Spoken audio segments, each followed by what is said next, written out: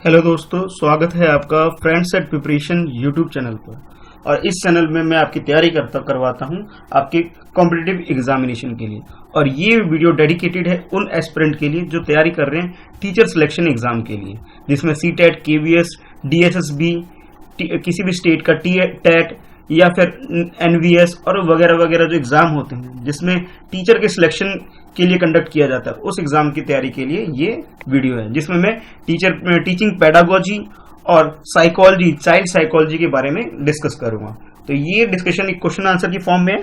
आप क्वेश्चन को अटेम्प्ट करिए और आंसर देने की कोशिश करिए कि कितने सही क्वेश्चन अटेम्प्ट कर पाते हैं। अगर आप 70 से 80% सही कर पा रहे हैं, इट मीन्स आपकी प्रिपरेशन बहुत अच्छी चल रही है। अगर आपसे कोई गलती हो जाती है तो एक्सप्लेनेशन को ध्यान से सुनिए, उससे रिलेटेड नोट्स बनाइए और उसे रिवाइज करिए। ऐसा अगर आप डेली करते हैं तो आप अपनी क्वालिटी इंप्रूव करेंगे और इस तरह से आप अपने मार्क्स को भी अच्छा गेन कर सकते हैं और फिर सिलेक्शन भी ले सकते हैं। चलिए स्टार्ट करते हैं फिर आज। और ये वीडियो मैं डेली लेके आता हूँ शाम को 7 बजे। तो चैनल को सब्सक्राइब नहीं किया तो सब्सक्राइब कर लीजिए, फ्रेंड्स एट प्रिपरेशन। चलिए, फर्स्ट क्वेश्चन है आपके लिए, the assessment of student can be used by teachers in meeting to develop insight to. Assessment यानी कि मूल्यांकन जब किसी बच्चे का होता है वो इसलिए जरूरी है क्योंकि वो टीचर के लिए एक डेवलप करता है इनसाइट। टीचर की इनसाइट यानी कि टीचर को एक आइडिया देता है, एक अंतर्दृष्टि देता है टीचर को। किस बारे में? इन चारों में से कोई एक इनसाइट मिलता है टीचर को, वो क्या है, करेक्ट, उसके बारे में डिस्कस करते हैं। फिर आप क्वेश्चन को अटेम्प्ट करिए और उसमें से जो भी आपको बेस्ट आंसर लग रहा है पहले आंसर दीजिए। अब फिर देखिए जो मैं आपको आंसर बता रहा हूं क्या आप उससे मैच कर पा रहे हैं या नहीं कर पा रहे। चलिए, फर्स्ट ऑप्शन हमारे पास ये है, identify the student who need to be promoted to the higher classes. यानी असेसमेंट यानी कि एग्जामिनेशन जो होता है, असेसमेंट वैसे बड़ा टर्म है, इवेल्युएशन बड़ा टर्म है और उसके अंदर एग्जामिनेशन एक छोटा सा पार्ट है। हमारे कंट्री इंडिया में क्या होता है, एग्जामिनेशन मीन्स रिटन एग्जाम होता है, बट असेसमेंट या इवेल्युएशन का मतलब ओवरऑल जब हम बच्चे को चेक करते हैं, अदर देन स्टडीज के अलावा भी हमें चेक करते हैं, तो उसे असेसमेंट बोलेंगे। असेसमेंट ब्रॉडर कॉन्सेप्ट है, एग्जामिनेशन उसका एक पार्ट है। तो ये बोला कि आइडेंटिफाई करने के लिए बच्चों को कि उसे नेक्स्ट हायर क्लासेस में उसे सेंड करना है या नहीं करना है, प्रमोट करना है या नहीं करना है, इसलिए असेसमेंट होता है। अच्छा, नेक्स्ट ऑप्शन आपके पास, not promoting the student who do not meet school standard. School ने एक स्टैंडर्ड डिसाइड किया हुआ है कि 33%, 40%, 50%, जो भी एक स्टैंडर्ड डिसाइड किया हुआ है कि इतने मार्क्स अगर कोई लिया आता है तो नेक्स्ट स्टेप में उसे भेजेंगे। अगर उसे अचीव नहीं कर पाता, उस स्टैंडर्ड को मीट नहीं कर पाता, अचीव नहीं कर पाता, उस मानक को पूरा नहीं कर पाता जो बच्चा, उसे हम फेल कर देंगे, यानी कि उसे स्कूल में उसी क्लास में रिटेन रखेंगे, बाकी को प्रमोट करेंगे, इसलिए असेसमेंट होता है। अच्छा, नेक्स्ट ऑप्शन है आपके पास सी में बोला गया, changing the teaching approach according to the learners need. Assessment इसलिए भी किया जाता है, सबसे ज्यादा जरूरी टीचर के लिए ये है कि भाई वो अपने टीचिंग पैटर्न में चेंज लेके आए। क्यों? क्योंकि उसे ये पता लग रहा है कि जिस मेथड से वो पहले पढ़ा रहा था टीचर, उसे लगा कि भाई ये इससे बच्चे को समझ में नहीं आ रहा है, तो बच्चे की अच्छे अंडरस्टैंडिंग के लिए उसे क्या करना चाहिए, अपने टीचिंग स्टाइल में थोड़ा सा चेंजेस ले आना चाहिए और उस अप्रोच को ऐसा बनाना चाहिए ताकि जो स्टूडेंट है उसको समझ में आ जाए, इसलिए असेसमेंट जरूरी है।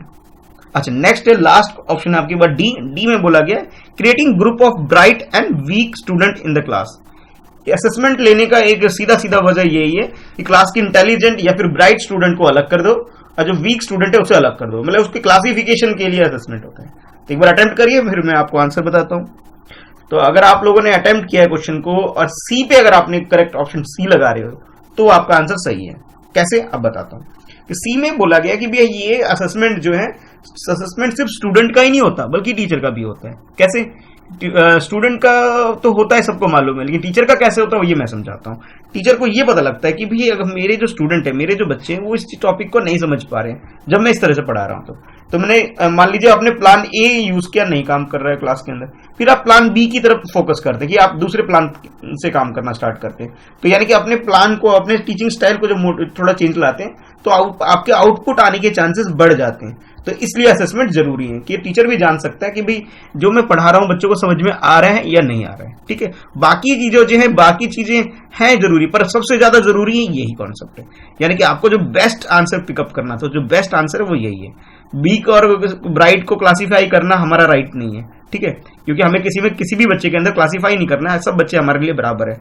ठीक है, तो हमें क्या करना है, हर बच्चे को यूनिक मान करके उसमें क्लासीफाई करने की बजाय सबके लिए अपना दृष्टिकोण जो सेम रखना है कि सब बच्चे हमारे लिए बराबर है।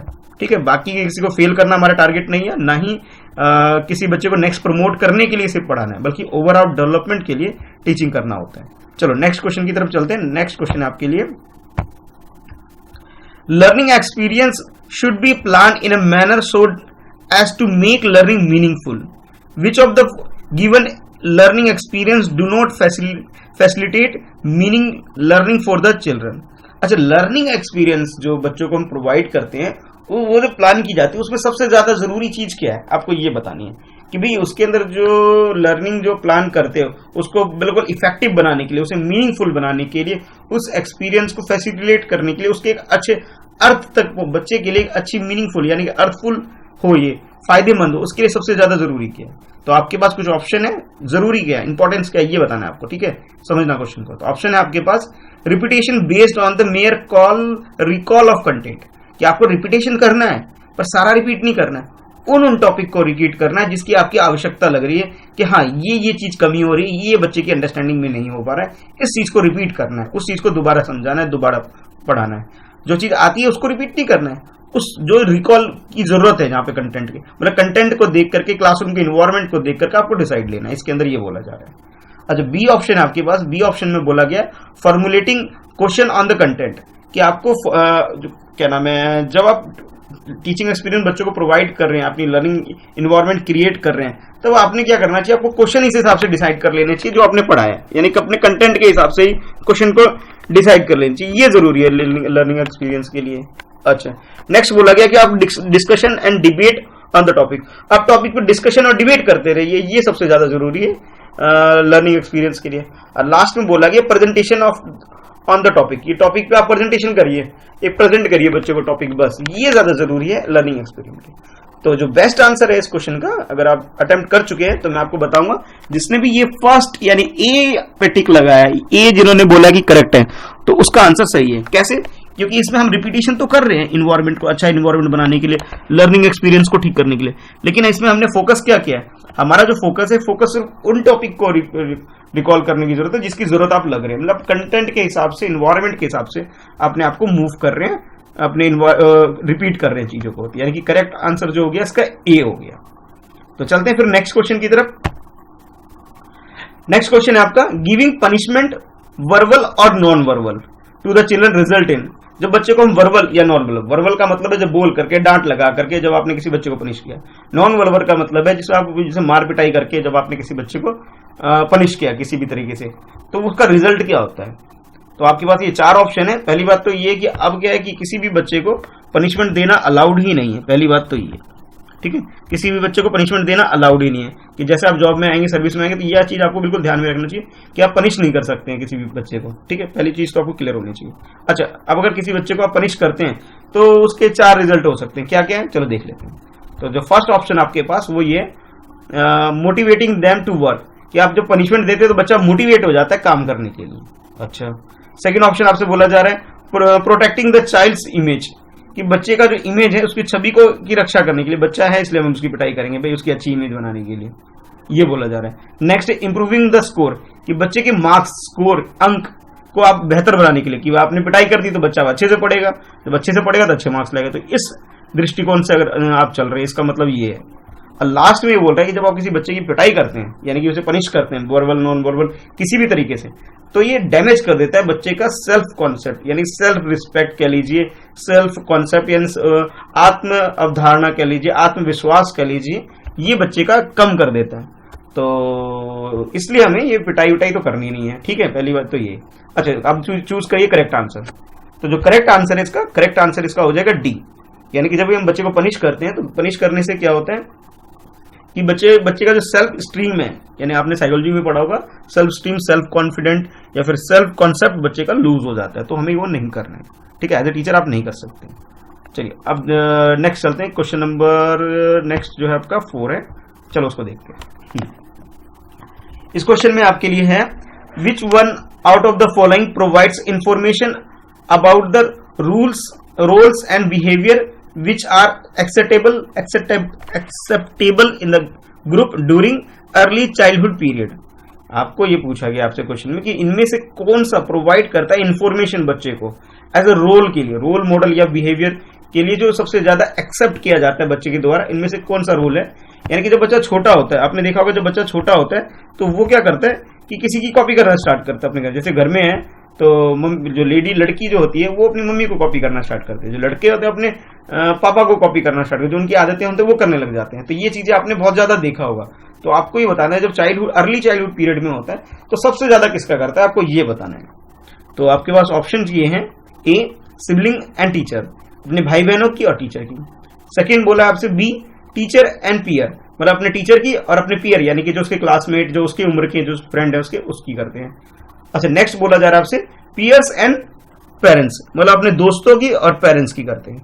अच्छा, लास्ट जो है डी ऑप्शन में आपसे बोला जा रहा है कि जो बच्चे जो सबसे ज्यादा कॉपी करते हैं वो करते हैं पेरेंट्स और सिबलिंग्स की। सिबलिंग्स यानी भाई बहन, यानी कि सबसे ज्यादा जो करते हैं बच्चे, क्योंकि वो भी बहुत अर्ली स्टेज पे है। अर्ली चाइल्डहुड स्टेज में क्या करते हैं बच्चे, बाहर तो जाते नहीं है, तो यानी टीचर से तो मिलते नहीं है, बाहर के पीयर से भी नहीं मिल पाते, तो मिलते किससे, इंटरेक्शन सबसे ज्यादा किससे होता है, सबसे ज्यादा इंटरेक्शन जो होता है वो पेरेंट्स से और सिबलिंग से होता है। यानी कि जो अपने बड़े भाई बहन है उसके वो, और जो उनके मम्मी पापा है वो उनके रोल को और उनके बिहेवियर को कॉपी करते हैं या उनसे इंफॉर्मेशन गैदर करते हैं, जैसा वो करते हैं उस हिसाब से वो भी करते हैं। तो यानी करेक्ट आंसर जो हो गया, करेक्ट आंसर डी हो गया। बाकी क्यों नहीं आप समझ गए होंगे कि अर्ली चाइल्डहुड है, इसमें बच्चा बाहर नहीं जाता, ज्यादा बाहर की एक्टिविटी कम होती है उसकी, बाहर का इंटरेक्शन कम होता है, सबसे ज्यादा इंटरेक्शन पेरेंट्स और सिबलिंग्स के साथ होता है, इसलिए वो ऐसा करता है। ठीक है, यानी कि करेक्ट आंसर हमारा जो हो गया वो डी हो गया। चलते फिर नेक्स्ट क्वेश्चन की तरफ, और नेक्स्ट क्वेश्चन में है आपके पास ये, making student member of a cleanliness community to motivate them for the same reflect. किसी भी बच्चे का जो समूह है उस समूह को आप चाहते हैं कि वो एक क्लीन एक साफ सुथरे सोसाइटी के लिए मोटिवेट रहें, वहां साफ सफाई रखें। तो ये चीजें क्या रिफ्लेक्ट करती है कि जब आप किसी बच्चे को साफ सफाई के लिए, क्लीन समुदाय बनाने के लिए, साफ सुथरा समुदाय बनाने के लिए, स्वच्छ समुदाय बनाने के लिए बच्चे में ये मोटिवेट करते हैं, तो ये क्या रिफ्लेक्ट करते हैं। तो आपके पास ऑप्शंस हैं कुछ इस तरह से, socio culture conception of motivation, कि उसका सोशल और कल्चरल जो कॉन्सेप्ट है उससे अच्छा बनाने के लिए वो शो करता है कि उसका जो ये जो मोटिवेशन शो जो कर रहा है, जो आप कर रहे हैं, ये इसका सोशल और कल्चरल जो अवधारणा है उसको ठीक वो शो कर रहा है यहाँ पे। अच्छा, नेक्स्ट है आपके पास बी ऑप्शन। बी में बोला जा रहा है आपसे कि behaviouristic approach to the motivation, ये एक तरह से बिहेवियर है जिसमें मोटिवेट किया जा रहा है। अच्छा, नेक्स्ट है सी ऑप्शन। सी में बोला गया humanistic approach to the motivation, यानी कि मोटिवेशन का ये ह्यूमनिस्टिक अप्रोच है, ये एक मानवतावादी अप्रोच है एक, ये शो कर रहा है। और लास्ट में आपसे बोला गया कॉग्निटिव अप्रोच टू मोटिवेशन, कि इसका बच्चे का कॉग्निटिव अप्रोच है मोटिवेशन के लिए। तो आपको करेक्ट आंसर आइडेंटिफाई करना है। तो देखिए इस क्वेश्चन में कुछ चीजें ऐसे जो आपको कंफ्यूज करने के लिए डाली गई है, जैसे कॉग्निटिव तो बहुत अर्ली प्री चाइल्डहुड ये कह लीजिए, प्री एज में होता है, उस टाइम तो उसके फिंगर, हैंड, हाथ डेवलप ही नहीं हुए हैं इतने अच्छे तरीके से, तो बच्चा क्लीनिनेस के बारे में तो अभी कुछ एक्टिविटी तो कर नहीं सकता, तो ये तो ऑप्शन बिल्कुल ही गलत हो गया। ठीक है, कॉग्निटिव तो बिल्कुल ही हट गया यहाँ से। ठीक है, तो ये जो आप काट दीजिए। अच्छा, नेक्स्ट देख लीजिए उसके बाद क्या है। अच्छा, आप लोग अटेम्प्ट कर चुके हैं, पहले अटेम्प्ट कर लो फिर मैं डिस्कस करूंगा।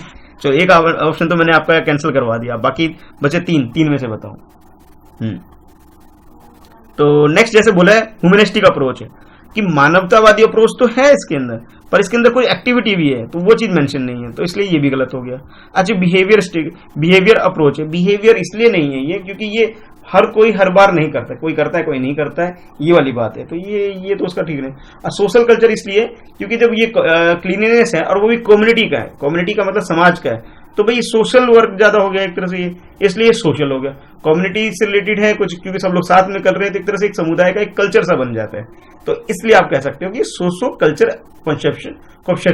कॉन्सेप्शन ऑफ मोटिवेशन है, यानी कि सोशल कल्चरल मोटिवेशन है कि हम अपने आसपास को साफ सुथरा रखते हैं, एक सोशली डेवलप समाज दिखता है, एक वेल कल्चर समाज दिखता है, इससे ये रिफ्लेक्ट करता है। तो यानी करेक्ट आंसर जो हो गया वो ये हो गया। तो बाकी ये चीज ध्यान रखिएगा, जब आप क्वेश्चन अटेम्प्ट करेंगे एग्जाम में, तो कुछ वर्ड ऐसे होंगे जो आपको लगेंगे सेम है।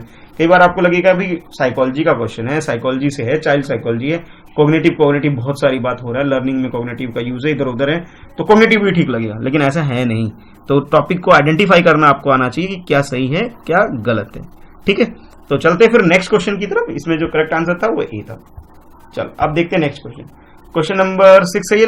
नेक्स्ट क्वेश्चन आपके लिए जो है वो ये है, विच of the following age group fall under letter childhood. इनमें से कौन सा ग्रुप है जो लेटर चाइल्डहुड की कैटेगरी में आता है। अच्छा, मैं एक बात और बताऊंगा, मैंने पियाजे की थ्योरी के ऊपर और फिर पियाजे की थ्योरी के ऊपर, कॉग्निटिव डेवलपमेंट के ऊपर और टीचिंग स्टाइल के ऊपर बहुत सारी वीडियो बना रखी है।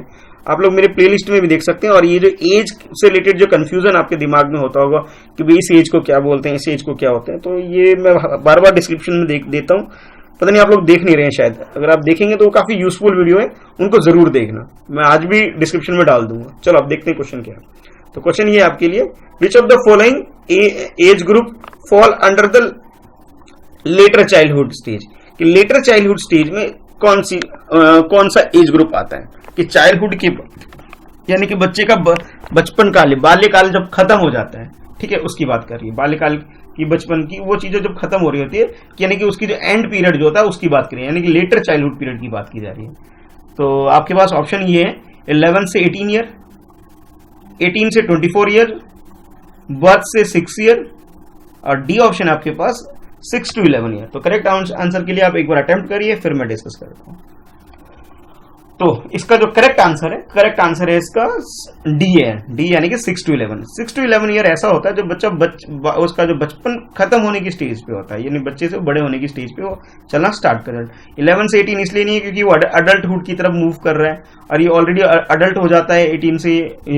और ये जो बर्थ से ये बिल्कुल बाल्यकाल है उसका बच्चे को, ठीक है, यानी कि जो स्कूल आना स्टार्ट होता है, मोस्टली जो बच्चा स्कूल आना स्टार्ट होता है 6 की एज के आसपास होता है, यानी कि जब वो अपने बाल्यकाल के लेटर स्टेज पे स्कूल आना स्टार्ट कर देता है। तो यानी कि इसलिए आपसे लिए ये क्वेश्चन पूछा गया है, ठीक है। आपको ये पता होना चाहिए कि जब बच्चा स्कूल में आता है, 1 में एडमिशन लेता है, तो कौन सा स्टेज होता है, तो वो चाइल्डहुड का जो स्टेज होता है वो लेटर चाइल्डहुड का स्टेज होता है, ठीक है।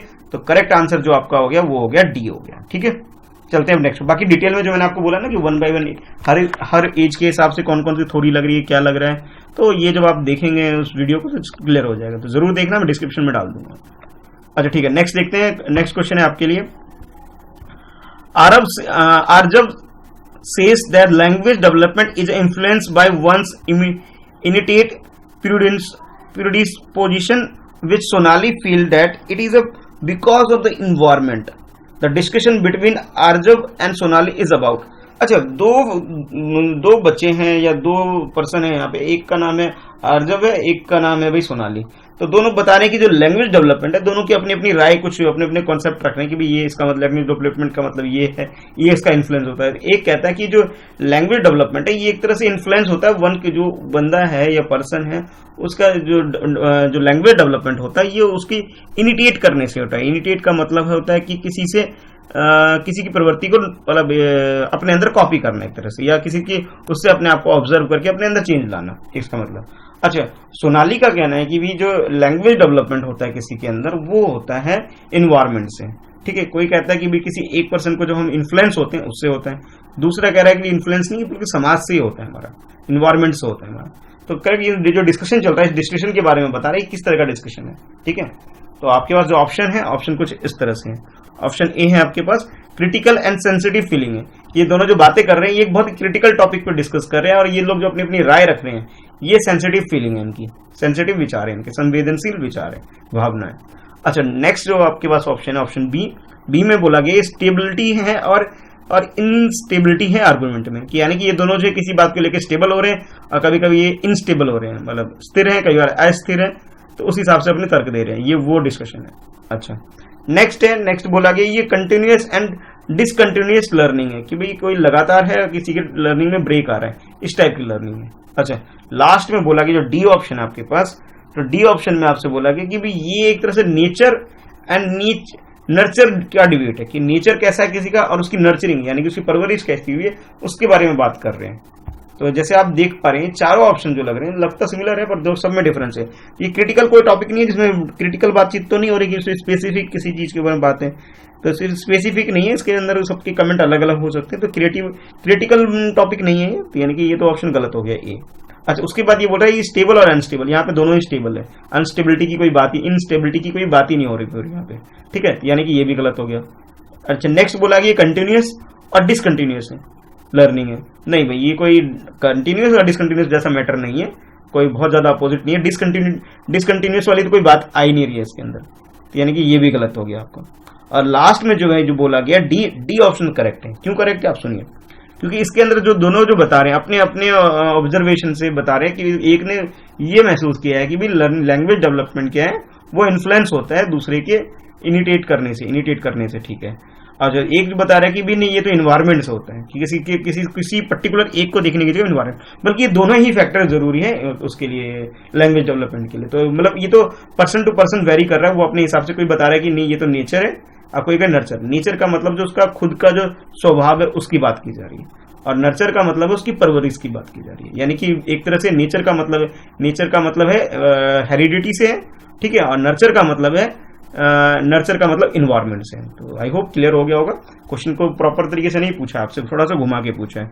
अगर आप लोगों ने डेवलपमेंट टॉपिक को बहुत अच्छे से पढ़ा, पियाजे की थ्योरी अगर आपकी बहुत अच्छे से क्लियर है, जीन पियाजे की थ्योरी बहुत अच्छे से क्लियर है, तो आप इसका आंसर बहुत अच्छे से देंगे। इन्होंने वर्ड हेरिडिटी और इन्वायरमेंट की जगह इन्होंने वर्ड क्या यूज कर लिया है, इन्होंने यूज कर लिया नेचर और नर्चर, ठीक है। तो ये एक तरह से नेचर रिप्रेजेंट करता है हेरिडिटी को, और नर्चर रिप्रेजेंट करता है इन्वायरमेंट को, ठीक है। तो यानी कि करेक्ट आंसर जो हो गया डी। तो ध्यान रखिएगा, ये वर्ड नोट कर लीजिएगा, नेचर के लिए क्या यूज किया गया, नर्चर जो यूज किया किसके लिए यूज किया, तो ये आप नोट्स बना के रख लीजिए, ये जरूरी है, क्योंकि एग्जाम में ऐसे घुमा के पूछेंगे, टू द पॉइंट कहीं नहीं पूछा जाएगा आपसे, वो बहुत ईजी हो जाएगा, घुमाने के लिए ऐसा पूछा जाता है। चलो देखते हैं नेक्स्ट क्वेश्चन की तरफ। तो नेक्स्ट क्वेश्चन आपके पास, the teacher notice that Pushpa can not solve a problem on her own. अच्छा, ये नोटिस किया गया जो पुष्पा है वो अपनी प्रॉब्लम सॉल्व नहीं कर रहा है, कर पा रही है खुद से। However she does so in the presence of the adult और द पीयर गाइडेंस। अच्छा, लेकिन वो अपने जो कोई बड़ा अगर उसके साथ होता है या फिर उसके पीयर ग्रुप में जो होते हैं, तब उस क्वेश्चन को सॉल्व कर लेती है। यानी अकेले में किसी क्वेश्चन को सॉल्व नहीं कर पाती जो खुद पढ़ने बैठती है तो, लेकिन कोई उसके साथ कोई टीचर है, कोई पेरेंट्स अगर बिठा के पढ़ा रहे हैं तो कर लेती है, या कोई उसके दोस्त वगैरह बैठ के पढ़ रहे हैं उसके साथ, तो वो सॉल्व कर लेती है। द गाइडेंस इज कॉल्ड, तो इस तरह की जो गाइडेंस है, जो उसके पीयर ग्रुप दे रहे हैं या फिर टीचर्स या फिर अडल्ट कोई भी दिया था, इस तरह की गाइडेंस को आप क्या बोलेंगे। तो ये जो कंडीशन है, ये जो कंडीशन सिचुएशन जो बन रही है, आप इसको किस कैटेगरी में कैटेगराइज करेंगे। जो चार ऑप्शन आपके पास है, तो फर्स्ट है लेटराइजेशन, ठीक है। नेक्स्ट बोला है प्री ऑपरेशनल थिंकिंग है। अच्छा, सी बोला कि ये जोन ऑफ प्रॉक्सिमल डेवलपमेंट है। लास्ट में बोला डी स्कोफोल्डिंग है, स्कोफोल्डिंग। तो ये चार ऑप्शन आपके पास दिए गए हैं, इस हिसाब से इसको अटेम्प्ट करिए। अब कर लेते हैं थोड़ा डिटेल में डिस्कशन। जैसे इसमें बोला गया फर्स्ट लेटराइजेशन है। लेटराइजेशन का मतलब ये होता है कि भी किसी भी चीज के नजदीक जाकर के उसके बारे में जैसे डेवलपमेंट है उसके बिल्कुल नजदीक तक पहुंचना, इसका मतलब यहाँ पे ये है। अच्छा, प्री ऑपरेशनलाइज थिंकिंग, ये जीन पियाजे के जो कॉग्निटिव डेवलपमेंट है उसका एक स्टेज है ये। अच्छा, उसके बाद नेक्स्ट है zone of proximal development. Zone of proximal development क्या होता है, डेवलपमेंट के नजदीक का एक स्टेज है, बस, उससे ज्यादा कुछ नहीं। और लास्ट में आपसे बोला गया डी, जिसमें बोला है स्केप फोल्डिंग। हाँ, स्केप फोल्डिंग का मतलब होता है किसी भी काम को करने के लिए एक प्रॉपर प्लेटफॉर्म तैयार करना, यानी कि स्टेज प्रोवाइड करना, ठीक है, यानी कि मंच प्रदान करना, इस तरह से ही है। तो ये जो बच्ची है पुष्पा, ये बच्ची डेवलपमेंट या फिर से रिलेटेड कोई इशू नहीं है इसका इशू जो बन रहा है कि बच्चा काम नहीं कर पा रहा है क्योंकि ये प्रॉपरली मोटिवेट नहीं हो पा रही है काम को करने के लिए। कर लेती है पर इसके लिए एक इन्वायरमेंट क्रिएट करना पड़ता है, यानी कि उसके लिए एक स्टेज क्रिएट करना पड़ता है, उसे वहां तक लेके जाना पड़ता है, मोटिवेट करना पड़ता है, तब वो उस क्वेश्चन को सॉल्व कर पा रही है। तो यानी कि जो करेक्ट आंसर जो हो गया वो डी हो गया। डी क्यों? क्योंकि हम बच्चे के लिए हमने यहाँ पे एक स्टेज प्रोवाइड कर रहा है। कौन कर रहा है? कोई टीचर कर रहा है, कोई भी अडल्ट कर रहा है, या उसका पीयर ग्रुप कर रहा है, जो वो गाइड कर रहे हैं उनको करने की, हाँ ये क्वेश्चन ऐसे ऐसे होगा, तो वो कॉन्फिडेंट फील कर रही है और क्वेश्चन को सॉल्व कर लेती है। यानी जो करेक्ट आंसर हो गया, करेक्ट आंसर इसका हो गया डी।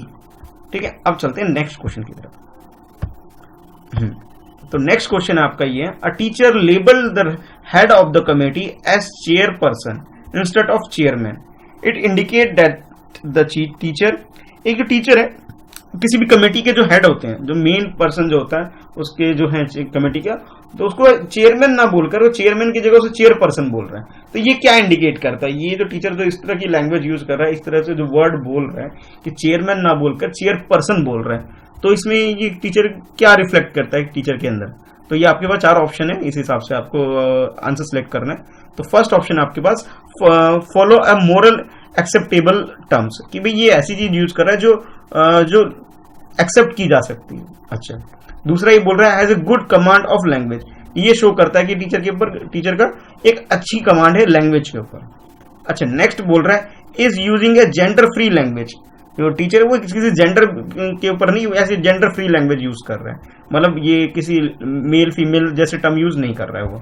अच्छा, नेक्स्ट जो आपसे बोला गया है जेंडर बेस्ड, यानी कि जेंडर बेस्ड का मतलब वो किसी जेंडर को प्रेफरेंस देने के लिए प्रेफरेंस दे रहा है इस तरह से मेल फीमेल के लिए, इसलिए ऐसा बोल रहा है। तो जैसे आप वर्ड देख रहे हैं मैन, ये जो यूज कर रहा है पर्सन, पर्सन मीन्स होता है पर्टिकुलर किसी पर्सन को इंडिकेट करके बोल रहा है, यानी कि किसी को एक तरह से फेवर कर रहा है।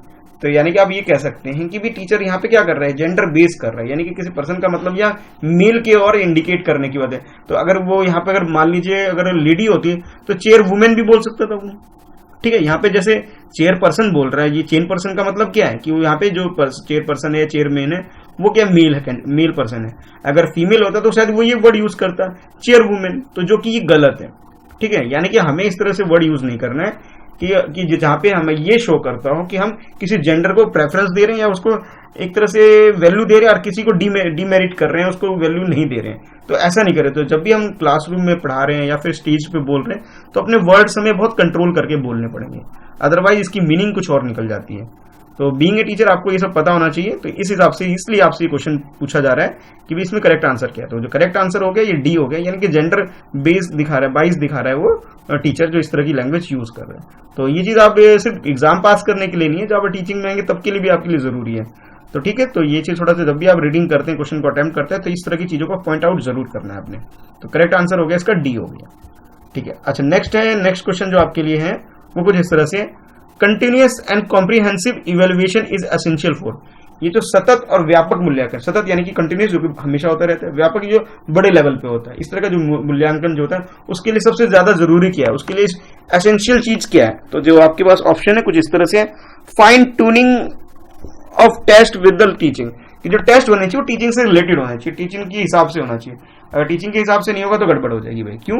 क्योंकि आपने वो चीज पढ़ाया नहीं और पूछ लिया तो बच्चा फेल भी हो सकता है ये कहना चाह रहे हैं। तो क्या लगता है आपको, क्या सही है गलत है? ठीक है, नेक्स्ट बोला गया diluting the accountability of the board of education, कि अगर आप इस तरह से जो लेते हैं तो इस तरह से क्या होता है, जो बोर्ड है जैसे मान लीजिए सीबीएसई है या फिर और भी स्टेट गवर्नमेंट का बोर्ड है, तो उसकी जो ड्यूटीज को, उसकी अकाउंटेबिलिटी को आप क्या करते हैं, डाइल्यूट कर देते हैं। ठीक है, डाइल्यूट कर रहे हैं, ये बताया जा रहा है, इसको कम कर दे रहे हैं। अच्छा नेक्स्ट आपसे बोला गया, नेक्स्ट ऑप्शन में आपसे बोला गया correcting less frequent error more than the more frequent error, कि जब इस तरह से आप करते हैं तो उसको जो एरर की जो फ्रीक्वेंसी है उसको लेस कर देते हैं, यानी कि बच्चा जो कमी करेगा।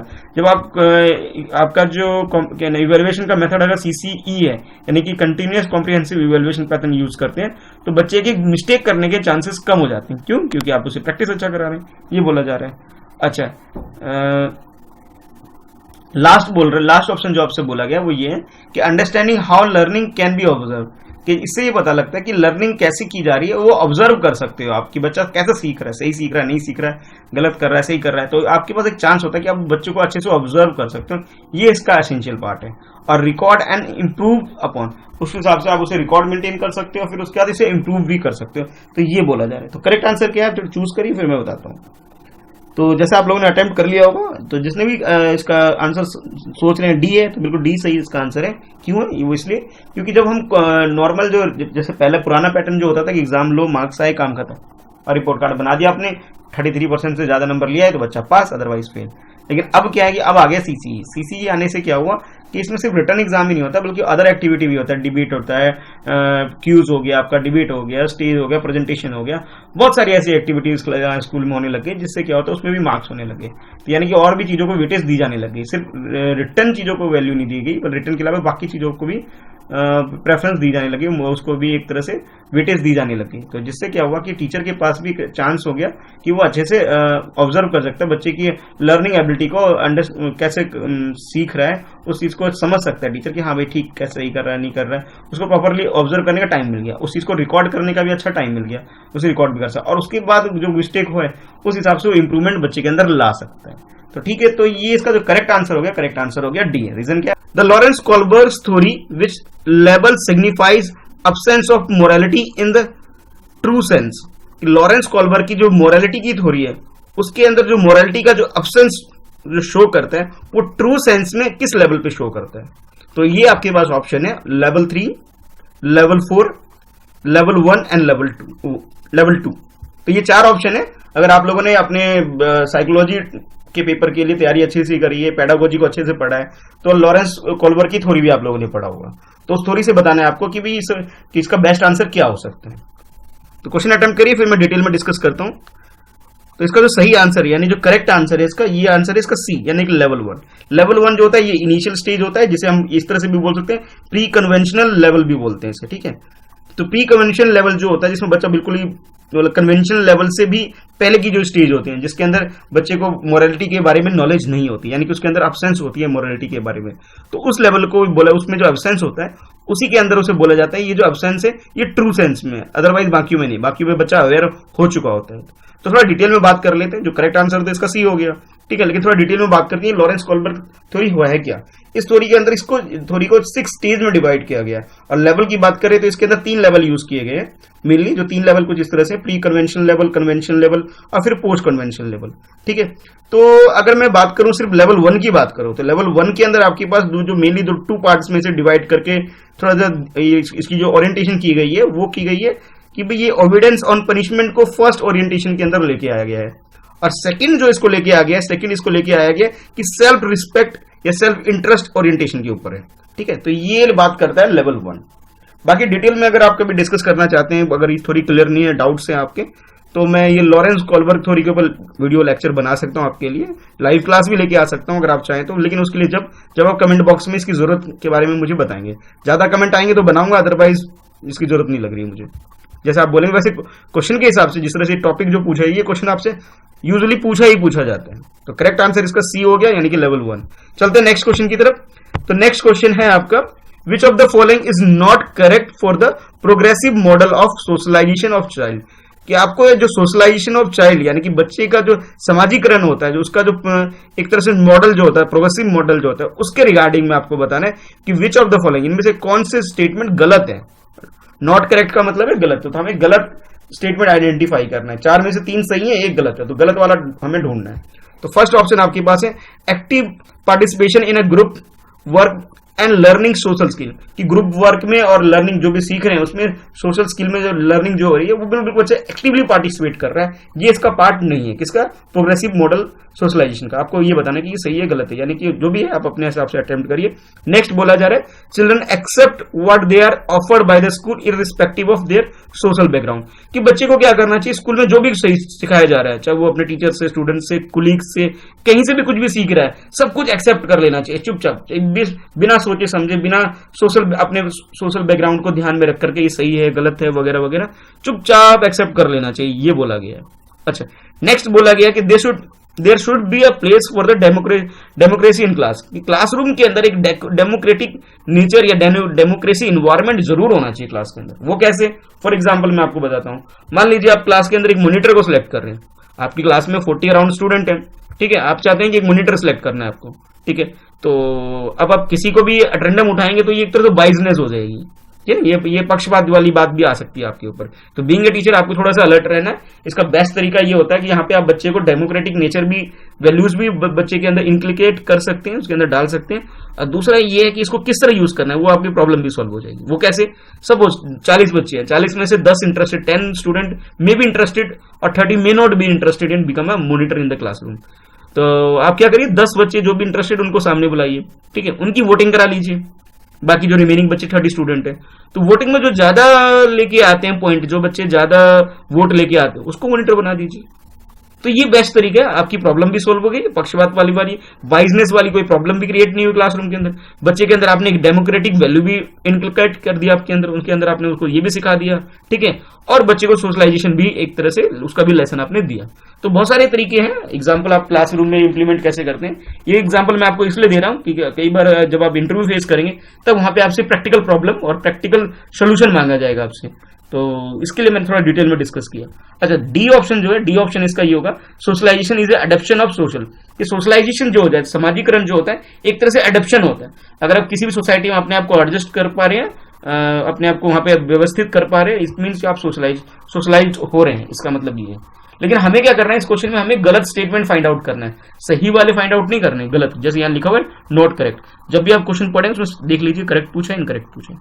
तो इसका जो करेक्ट आंसर है, करेक्ट आंसर इसका हो जाएगा बी, यानी कि children except what they are offer by the school in respective of their social background कि बैकग्राउंड को भूल करके बच्चे को चुपचाप एक्सेप्ट कर लेना चाहिए जो मिल रहा है। ये स्टेटमेंट यहाँ गलत हो गई, यानी कि इस क्वेश्चन के हिसाब से नॉट करेक्ट पूछा गया, तो उसी हिसाब से जो हमारा सही आंसर जो हो जाएगा, सही आंसर इसका बी हो गया।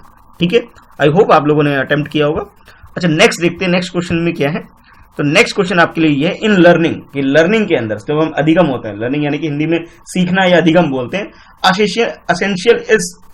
असेसमेंट इज असेंशियल फॉर कि असेसमेंट जो होता है यानी कि जो मूल्यांकन होता है वो जरूरत है, बहुत जरूरी है। क्यों जरूरी है? वो इसलिए जरूरी है। तो ये कुछ आपके पास ये 4 ऑप्शन दिए गए हैं, उनमें से आपको बेस्ट आंसर सिलेक्ट करना है। तो फर्स्ट ऑप्शन जो आपसे बोला गया कि ग्रेड्स एंड मार्क, कि मार्क्स लाना या ग्रेड, अच्छी ग्रेड लाना, ये जरूरी है असेसमेंट के लिए कि अच्छे असेसमेंट को आप डिसाइड कर सकते हो लर्निंग अच्छी हो रही है। कैसे डिसाइड कर सकते हैं? कि ग्रेड और मार्क्स के बेसिस पे। अच्छा, नेक्स्ट बोला गया कि स्क्रीनिंग टेस्ट। स्क्रीनिंग टेस्ट का मतलब हो गया होता है एक तरह से जैसे किसी भीड़ में से किसी को सिलेक्ट करना। जैसे मान लीजिए आप लोग जो अभी कॉम्पिटिटिव एग्जाम की तैयारी कर रहे हैं, ये भी एक तरह से आपका स्क्रीनिंग टेस्ट है, जहां पे आपके जैसे बहुत सारे एस्पिरेंट तैयारी कर रहे हैं, फिर वो अपेयर होंगे और उसमें से क्या कर रहे हैं? स्क्रीनिंग कर रहे हैं, मतलब छांट के बेस्ट जो है उनको निकाला जा रहा है। तो ये उसकी बात की जा रही है। नेक्स्ट बोला, ये सबसे ज्यादा जरूरी है असेसमेंट लर्निंग में असेसमेंट को एक एसेंशियल बनाने के लिए। नेक्स्ट बोला गया मोटिवेशन, कि मोटिवेशन सबसे ज्यादा जरूरी है सीखने में। और लास्ट में बोला गया fostering of the purpose of segregation and ranking. ये बोला कि रैंकिंग और सेग्रीगेट करना बच्चों को, सेग्रीगेट का मतलब है यहाँ अलग करना, अलग होके जो सीखते हैं बच्चे, वो सबसे ज्यादा जरूरी है एक अच्छी लर्निंग के लिए। तो सही आंसर क्या है, एक बार अटेम्प्ट करिए, फिर मुझे कमेंट बॉक्स में भी बता सकते हैं आप। तो इसका जो करेक्ट आंसर है, इस क्वेश्चन का जो करेक्ट आंसर हो गया इसका सी, यानी कि मोटिवेशन। तो सबसे ज्यादा जरूरी क्या है लर्निंग के लिए, या फिर ये बोले कि असेसमेंट के लिए, लर्निंग असेसमेंट के लिए जो सबसे ज्यादा एसेंशियल है, सबसे ज्यादा जरूरी है मोटिवेशन। अगर बच्चा अच्छा मोटिवेटेड है तो वो लर्निंग कर ही लेगा। इसलिए असेसमेंट के लिए सबसे ज्यादा जरूरी क्या है? मोटिवेशन। अच्छा, डिटेल में थोड़ा बात करते हैं। जो मोटिवेशन भी होता है, अगर आप साइकोलॉजी को अच्छे से पढ़ रहे हैं, चाइल्ड साइकोलॉजी, पेडागोजी को अच्छे से पढ़ रहे हैं, मोटिवेशन टॉपिक को अच्छे से पढ़े, तो इसके बारे में भी आपको डिटेल में पता होना चाहिए। वो इसलिए क्योंकि एग्जाम में और इंटरव्यू में आपसे क्वेश्चन पूछा जाता है डिटेल से। तो मोटिवेशन को भी 2 पार्ट्स में हम डिवाइड कर सकते हैं फर्दर, एक इनर या इंटरनल मोटिवेशन और एक एक्सटर्नल मोटिवेशन। इनर या इंटरनल मोटिवेशन का मतलब होता है जब हम खुद से अपने आप ही लोगों को देख करके, खुद से इधर ऑब्जर्व करके जब हम खुद मोटिवेट होते हैं।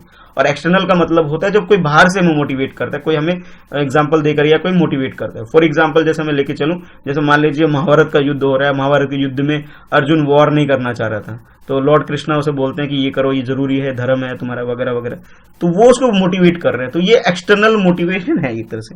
और इंटरनल मोटिवेशन क्या, कि जैसे आपने एक ड्रीम सेट कर दिया कि मैं केवीएस के अंदर मैं डीएसएसबी के एग्जाम को या मैं टीचर सिलेक्शन एग्जाम को क्रैक करूंगा, ये मेरा टारगेट है, मुझे ये अचीव करना है। आपने ये एग्जाम, ये आपने फोकस किया हुआ है और उस फोकस के हिसाब आपने स्टेप बाय स्टेप अपनी प्लानिंग की गई है कि मैं पहले ये करूंगा, फिर मैं ये करूंगा, फिर ये करूंगा। स्टेप बाय स्टेप अपनी प्लानिंग रख रखी है, ठीक है, उस हिसाब से आप काम कर रहे हो। तो ये तो आपका हो गया internal motivation. I hope clear हो गया होगा इंटरनल या फिर इनर मोटिवेशन क्या है और एक्सटर्नल क्या है। चलिए अब चलते हैं नेक्स्ट क्वेश्चन की तरफ। नेक्स्ट क्वेश्चन ये आपका, fitting new information into existing schemes is known as, कि पुरानी चीज के अंदर नई चीज को जो हम लेकर के आते हैं उस चीज को हम बोलते गए हैं। इस टर्म को साइकोलॉजी में क्या डिफाइन करते हैं, इसके बारे में बोला गया है। तो इसके बाद 4 स्टेटमेंट है, डिटेल में बताना चाहूंगा। जैसे आप जब आप टीचर ट्रेनिंग कोर्स करते हैं, जब आप टीचिंग प्रैक्टिस में जाते हैं, तो आपसे आप लेसन प्लान बनाते हैं, तो उसमें मेनली वर्ड टर्म मेंशन करते हैं प्रीवियस नॉलेज, कि किसी भी चीज को आप पढ़ाने से पहले बोलते हैं कि प्रीवियस नॉलेज इसके ये है, ठीक है, फिर इसका जनरल ऑब्जेक्टिव ये है, स्पेसिफिक ऑब्जेक्टिव है, वगैरह वगैरह, ये मेंशन करते हैं। सो फॉर एग्जांपल मान लीजिए किसी को आप मल्टीप्लिकेशन सिखा रहे हैं, तो मल्टीप्लिकेशन सिखाने से पहले बोलते हैं कि भाई इसको टेबल तो आते होंगे।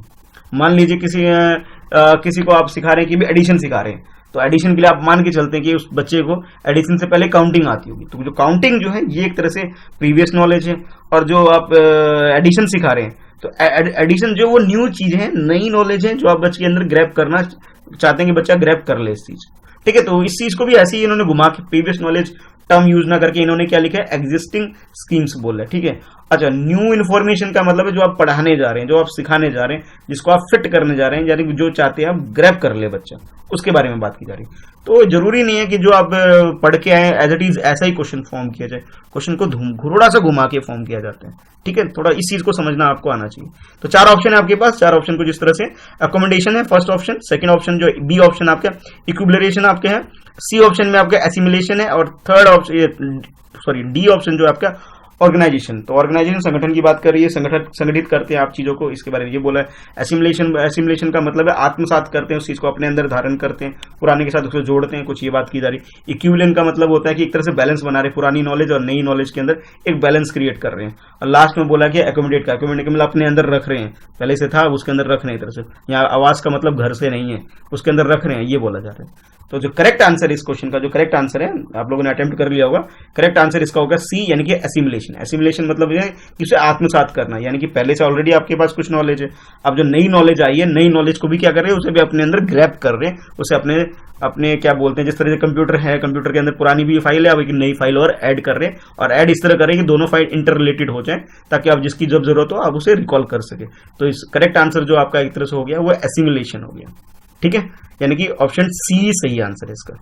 नेक्स्ट चलते हैं नेक्स्ट क्वेश्चन की तरफ। तो नेक्स्ट क्वेश्चन है आपके लिए कुछ इस तरह से, we all differ in terms of our intelligence, motivation, interest etcetera. The principal are refer to, कि हर जो इंसान है, चाहे वो स्टूडेंट हो, टीचर हो, या दुनिया में कोई भी इंसान है, हर किसी के अंदर अलग अलग प्लस पॉइंट होते हैं, अलग अलग नेगेटिव पॉइंट होते हैं, यानी कि उसके अंदर अलग अलग उसके इंटेलिजेंस लेवल भी उसका अलग होगा, मोटिवेशन लेवल भी अलग होगा, और इंटरेस्ट भी अलग होगा। अब जरूरी नहीं हो कि सारे मैथ्स को प्रेफर करें, मैथ्स सब्जेक्ट इंटरेस्ट रखते हो, जरूरी नहीं है सब लोग लिटरेचर पढ़े, लिटरेचर में इंटरेस्ट रखते हो। तो हर किसी का अपना चॉइस और इंडिविजुअल डिफरेंस की वजह से आंसर ही बोल दिया मैंने। तो मतलब इसके अंदर जो 4 ऑप्शन थे आपके पास, 4 ऑप्शन कुछ इस तरह से कि जैसे फर्स्ट ऑप्शन, अब जिन्होंने सुन लिया ठीक है, जिन्होंने नहीं सुना वो बहुत अच्छी बात है, वो ठीक से अटेम्प्ट करेंगे। तो आपके पास ये 4 ऑप्शन है, आपको करेक्ट वाला मतलब यूज करना है। तो फर्स्ट ऑप्शन है आपके पास ये इंडिविजुअल डिफरेंस, सेकंड वो ऑप्शन होगा आपका थ्योरी ऑफ इंटेलिजेंस, नेक्स्ट है ये हेरिडिटी, और लास्ट में डी जो है आपके पास इन्वायरमेंट। तो करेक्ट आंसर क्या है आपके इसके हिसाब से, यानी कि जो हर किसी के अंदर जो डिफरेंस होता है, यानी कि इंटेलिजेंस में, मोटिवेशन और इंटरेस्ट लेवल में, वो किसकी वजह से, इस प्रिंसिपल को हम बोलते क्या है। तो जो करेक्ट आंसर है इसका, करेक्ट आंसर मैं पहले भी गलती से बोल चुका था आंसर, जिसका सही आंसर है वो इंडिविजुअल डिफरेंस। पहले आप लोगों को अटेम्प्ट करना था, मैंने आंसर पहले बता दिया था। चलो जिन्होंने सुन लिया तो कोई बात नहीं, वो तो उनके लिए ज्यादा कंफर्म हो गया, जो नहीं सुना उन्होंने बहुत अच्छी ईमानदारी के साथ अटेम्प्ट किया क्वेश्चन। तो करेक्ट आंसर इसका हो गया ए, यानी कि इंडिविजुअल डिफरेंस, ठीक है। चलते फिर नेक्स्ट क्वेश्चन की तरफ। तो नेक्स्ट क्वेश्चन आपका कुछ इस तरह से, स्टूडेंट ऑफ डिसएडवांटेज ग्रुप, कि उस स्टूडेंट की बात करें जो डिसएडवांटेज ग्रुप से है, यानी कि सोशली जो बैकवर्ड है, जो समझ गए होगे आप। हाँ, student should be taught along with the normal student. It implies कि मैं कह रहा हूं जो डिसएडवांटेज वाले जो ग्रुप के जो स्टूडेंट है, ठीक है, उनको भी सिखाया जाना चाहिए उनके साथ जो नॉर्मल स्टूडेंट के साथ है। तो इस चीज को हम क्या बोलते हैं, इस टर्म को क्या बोला जाता है, इसके बारे में बोला गया, यानी कि जो डिसएडवांटेज ग्रुप के जो स्टूडेंट, जिस कम्युनिटी से, जिस सोसाइटी से, जो डिसएडवांटेज सोसाइटी से कोई बच्चा आया है, ठीक है, उसको हम नॉर्मल स्टूडेंट के साथ अगर हम पढ़ाते हैं, इस चीज को बोला क्या जाता है। तो आपके पास कुछ ऑप्शन इस तरह से ऑप्शन है आपके पास, inclusive education, special education, integrated education और एक्सक्लूसिव एजुकेशन। तो बहुत सारे वर्ड आपको लगेंगे सिमिलर हैं, तो आपको बेस्ट आंसर चूज करना है जो करेक्ट है, उस हिसाब से आपके मार्क्स डिसाइड होंगे। तो क्वेश्चन अटेम्प्ट कर लिया होगा आप लोगों ने। इसका जो करेक्ट आंसर है इसका ए, यानी कि इंक्लूसिव एजुकेशन, यानी कि समावेशी, यानी कि एक साथ जोड़ करके जो एजुकेशन दी जाती है, पढ़ाई जाती है, तो उसे हम बोलेंगे इंक्लूसिव एजुकेशन, ठीक है। तो इसमें ये नहीं देखा जाता है किस ग्रुप से बच्चा आ रहा है, किस कैटेगरी का बच्चा आ रहा है, किस एडवांटेज या डिसएडवांटेज, ये सब कुछ नहीं देखा जाता। और ये जरूरत भी है आज के टाइम पे कि हम इस चीज को भूल करके, ये सब चीज जो कास्ट सिस्टम है सबको साइड कर दें, सबको अलग फेंक दें, सब नेशनलिटी की बात करें हम, फिर ह्यूमैनिटी की बात करनी चाहिए। बीइंग ए टीचर हमारे अंदर भी ये चीजें गुण होने चाहिए। चलिए फिर नेक्स्ट क्वेश्चन की तरफ चलते हैं, ठीक है। तो नेक्स्ट क्वेश्चन आपका कुछ इस तरह से है, एनीवन कैन बिकम एंग्री, कोई भी गुस्सा कर सकता है, दैट इज इजी, ये बहुत आसान है। But to be angry with right person, कि गुस्सा होना एक सही आदमी के अगेंस्ट में, to the right degree at right time और for the right purpose and it is right way, that is not easy, is related to. आपको ये बताना है कि भाई जब किसी को भी क्रोध आ जाता है, यानी गुस्सा आ जाता है किसी को, ठीक है, तो जो गुस्सा आ जाता है वो कोई मतलब बहुत ही आसान बात है, किसी को भी गुस्सा आ सकता है। बट लेकिन एक बात बोली जा रही है कि गुस्सा आना, ठीक है, और वो भी सही आदमी के लिए, सही टाइम पे, सही आदमी को सही टाइम पे, सही डिग्री पे, डिग्री का मतलब यहाँ पे सही लेवल पे, कम ज्यादा जो भी है, ठीक है, और सही टाइम पे और सही काम के लिए अगर गुस्सा आ जाता है और सही तरीके से अगर आता है, ये जरूरी नहीं है, ठीक है, नॉट इजी बोला गया। तो ये जो चीज है ये किस चीज से, किस डेवलपमेंट के किस पार्ट से रिलेटेड है। आप लोगों ने पियाजे की थ्योरी अगर पढ़ा है डिटेल में तो आप इस क्वेश्चन का आंसर बहुत इजीली कर सकते हैं। पियाजे ने बड़ा डिटेल में इन सब चीजों को बहुत अच्छे से डिस्कस किया है, ठीक है। अगर आप लोगों ने फर्स्ट ईयर में ही, जब हम लोग सीडी पढ़ते हैं, चाइल्ड साइकोलॉजी वगैरह पढ़ते हैं, ठीक है, उसके अंदर ये प्रोसेस ऑफ चाइल्ड लर्निंग में भी कुछ ये पार्ट पेपर में भी पढ़ते हैं। अगर वो सब आप लोगों ने डिटेल में पढ़ा है तो इसका आंसर बहुत इजीली दे सकते हैं, ठीक है, जो कि आपके सीटेट में या में भी पूछा जाता है। तो करेक्ट आंसर क्या है बताइए। हाँ, तो इसका जो करेक्ट आंसर है, करेक्ट आंसर आपका हो गया फर्स्ट, यानी कि इमोशनल डेवलपमेंट है, ठीक है। सोशल डेवलपमेंट नहीं है, कॉग्निटिव डेवलपमेंट नहीं है और फिजिकल डेवलपमेंट भी नहीं है। वो कैसे, बस देखिए, किसी को गुस्सा आना या कोई खुश होना, ये किसी का जो किसी भी इंसान से क्या रिलेटेड है, उसके इमोशन से रिलेटेड है, ठीक है। तो यानी कि डेवलपमेंट का कौन सा पार्ट है, ये इमोशनल डेवलपमेंट का पार्ट है। सोशल से कोई लेना देना नहीं है, कॉग्निटिव से इसका कोई लेना नहीं है, और फिजिकल डेवलपमेंट से भी इसका कोई लेना देना है। यानी कि गुस्सा आना कोई फिजिकल चेंज नहीं है एक तरह से।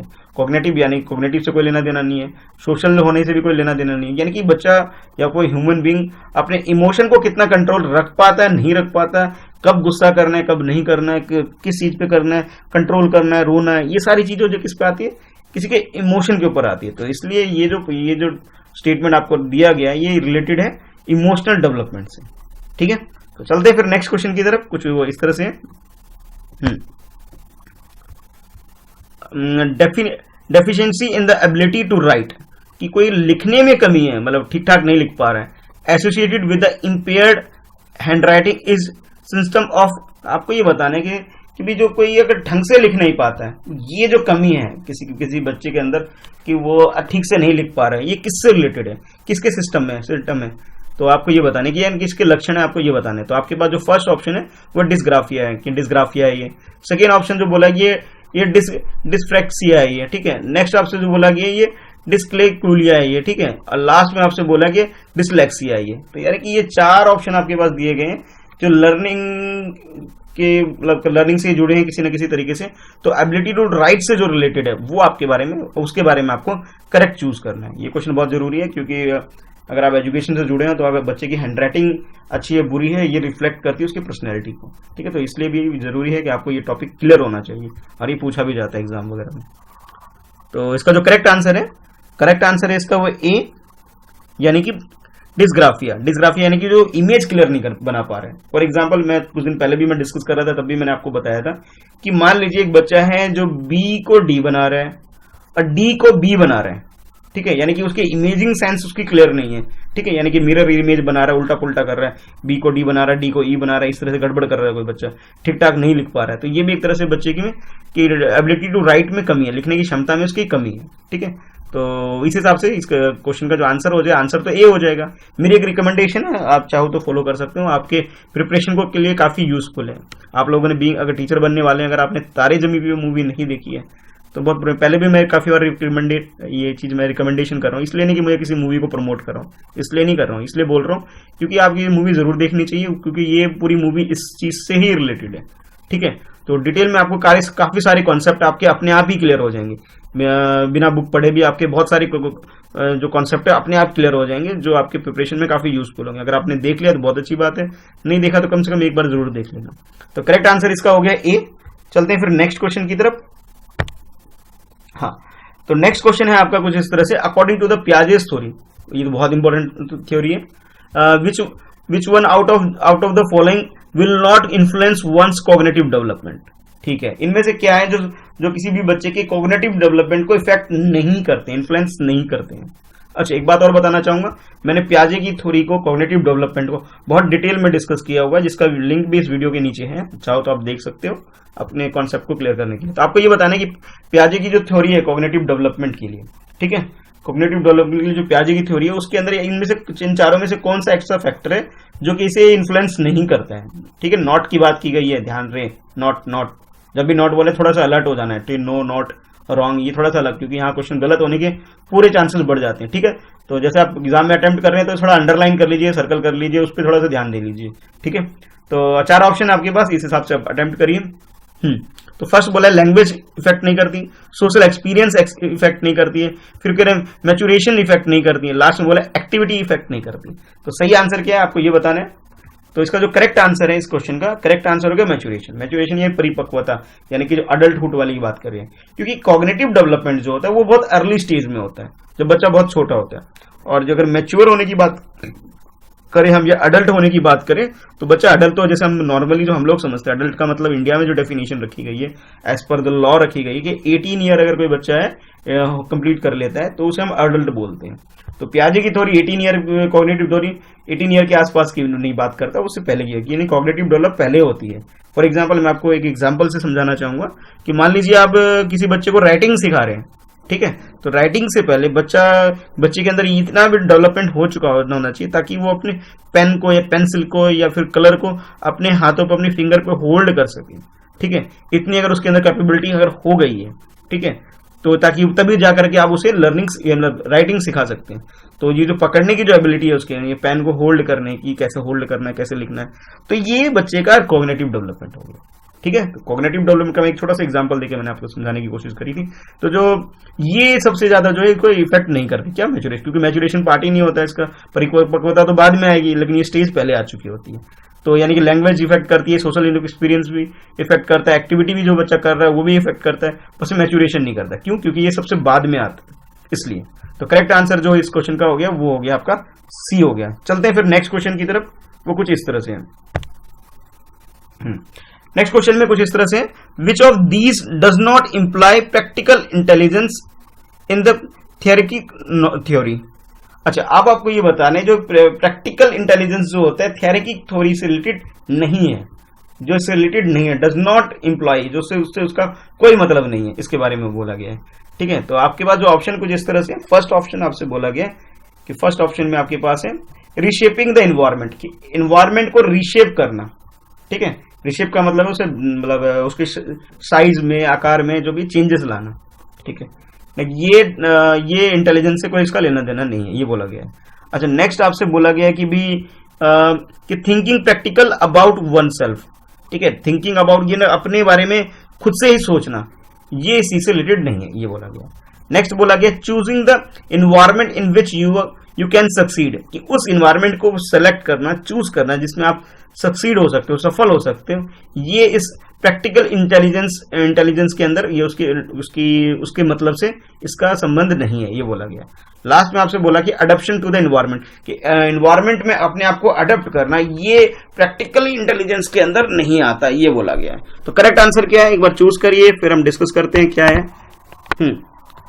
तो आपके पास 4 ऑप्शन है। पहले तो मैं डिटेल में बताऊं कि जैसे आप लोग ये थियोरेटिक थ्योरी का मतलब होता है कम से कम एटलीस्ट 3 पार्ट्स होंगे, 3 फैक्टर होंगे, इसका मतलब ये होता है। ठीक है, आप 3 फैक्टर के हिसाब से आप चूज कर लीजिए क्या आंसर होगा सही। तो इसका जो करेक्ट आंसर है इसका हो गया बी। बी क्यों? बी के अंदर इसलिए बोला करेक्ट है क्योंकि बी के अंदर जो आपके पास ऑप्शन है thinking practically about one self का अंदर है, यहाँ पे कितने फैक्टर हैं? ओनली 1 फैक्टर है। तो जैसे ये बोला कि ना थियोरेटिक थ्योरी का मतलब होता है जहाँ पे एटलीस्ट 3 चीजें होनी चाहिए, 3 बातें होनी चाहिए, 3 फैक्टर्स होने चाहिए। और जब हम एक पर्सन अपने बारे में सोचेगा तो 3 फैक्टर तो हो ही नहीं सकते उसके पास। क्यों? क्योंकि वो खुद है जो सोचने वाला है, और किसके बारे में सोच रहा है? खुद के बारे में सोच रहा है। तो 3 बातें तो नहीं, ट्राइंगल चीजें की बारे में बात नहीं हो पाई। तो यानी कि ये स्टेटमेंट यहाँ पे गलत हो गया। गलती हमें आइडेंटिफाई करना, नॉट इंप्लाई, जो इससे इंप्लाई नहीं रखते हैं। ठीक है, यानी कि गलत वाला ही ढूंढना था हमें, यानी कि बी इसका सही आंसर हो गया हमारे क्वेश्चन के हिसाब से। ठीक है, तो आज के लिए इतना ही है। आपको वीडियो कैसा लगा कमेंट करके जरूर बताना, वीडियो कैसा लगा। कल फिर मैं मिलूंगा आपको इसी टाइम शाम को 7 बजे। आप मुझे फॉलो कर सकते हैं फ्रेंड्स एट प्रिपरेशन को। और अभी तक अगर आपने चैनल को सब्सक्राइब नहीं किया तो सब्सक्राइब कर लीजिए। मैं डेली सुबह 7 बजे लेके आता हूँ करंट अफेयर, जो आपकी कॉम्पिटेटिव एग्जाम के लिए काफी यूजफुल है, और शाम को 7 बजे लेके आता हूँ पर टीचर सिलेक्शन एग्जाम से रिलेटेड ये टेस्ट सीरीज। तो मिलते हैं फिर नेक्स्ट वीडियो में कल शाम को 7 बजे। ठीक है, ओके बाय।